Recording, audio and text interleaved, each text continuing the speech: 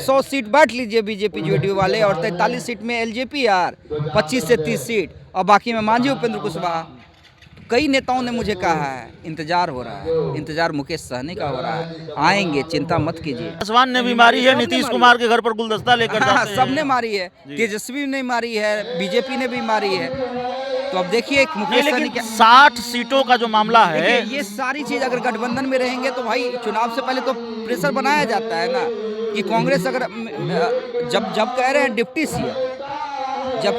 Deputy CM, तो कांग्रेस से कम seat पे तो चुनाव लड़ेंगे नहीं, तो ये तमाम चीजें प्रेशर। नहीं तो 60 सीटों का जो मामला है वो मुकेश सहनी ने उसको बहाना बनाया है क्या इंडिया गठबंधन से निकलने का?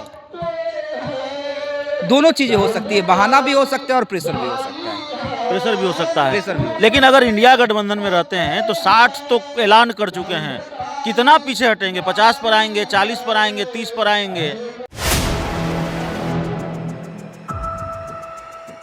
मुकेश सहनी अपनी पार्टी की बैठक बुलाते हैं, कहते हैं कि भाई हमारी पार्टी 60 सीटों पर चुनाव लड़ेगी और बाकी सीटें हम सहयोगी दलों के लिए छोड़ देंगे। वो ऐसे ऐलान करते हैं जैसे इंडिया गठबंधन में सबसे बड़ी पार्टी वही हो और सीट बांटने की स्थिति में वही हो।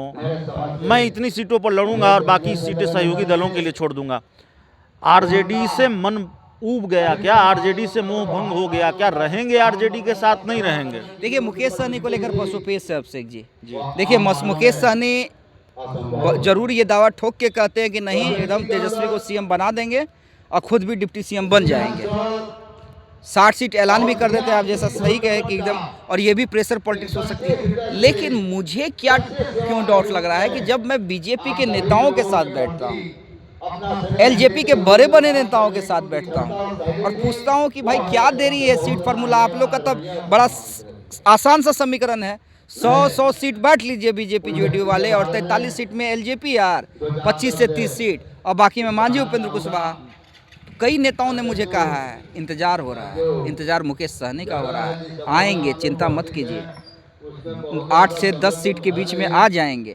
अब देखिए क्या मिल जाएगा वहां जाकर? यहाँ तो तेजस्वी यादव डिप्टी सीएम बनाने का वादा कर चुके हैं। अब क्या मिल जाएगा, अब ये तो भाई मुकेश सहनी जाने, एनडीए के नेता जाने, लेकिन अंदर खाने ये बड़ी तेज चर्चा है और 2-3 महीने से चर्चा है कि भाई मुकेश सहनी का इंतजार किया जा रहा है, और इन वक्त पे मुकेश सहनी ऐसा पलटी मारेंगे, हालांकि माहिर रहे हैं, अकेले हम लोग बेकार पत्रकार कहते हैं कि नीतीश कुमार पलटी मारते हैं, पलटी तो भाई यहाँ पे बीजेपी भी मार चुकी है, समय पर सबने मारी है, चिराग पासवान ने भी मारी है, नीतीश कुमार के घर पर गुलदस्ता लेकर जाते हैं। सबने मारी है, तेजस्वी ने मारी है, बीजेपी ने भी मारी है।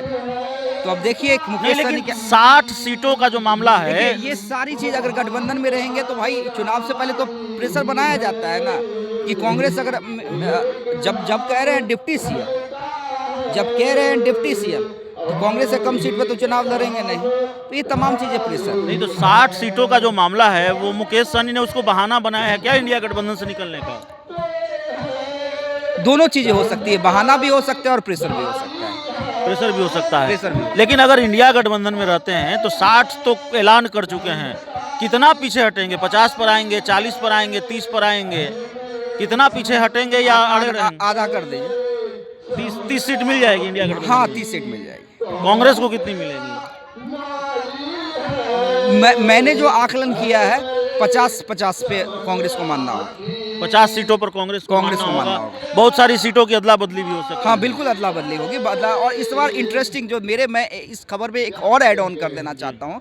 इस बार बड़ा इंटरेस्टिंग मैं सुन रहा हूँ कि भले ही तेजस्वी यादव अब भी पिछड़ों की बात या मुस्लिमों की बात कर रहे हैं, वो तो उनका वोट बैंक है, लेकिन बड़ा इंटरेस्टिंग सुन रहा हूँ कि अदला बदली भी होगी, और अगर एनडीए जहाँ से ब्राह्मण कैंडिडेट देगा, जहाँ से भूमियार कैंडिडेट देगा, जहाँ से राजपूत कैंडिडेट देगा, महागठबंधन और आरजेडी से भी वही जाति का कैंडिडेट आपको चुनाव करके देगा।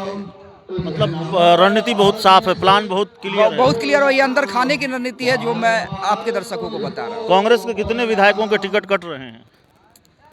देखिए, ज्यादा नहीं, कुछ ही कटेंगे, ज्यादा नहीं कटेंगे। दोनों तो पाला ही बदल लिया। हाँ, जिन्होंने पाला बदल लिया, एक आध सीट ज्यादा का नहीं कटेंगे, सिटिंग है वो रहेंगे। राहुल गांधी ने कहा है, अल्लाह वरुण ने भी कहा है कि रेस वाले घोड़ों को दौड़ाएंगे। कई विधायकों के बारे में कहा जा रहा है बारात वाले घोड़े साबित हुए हैं।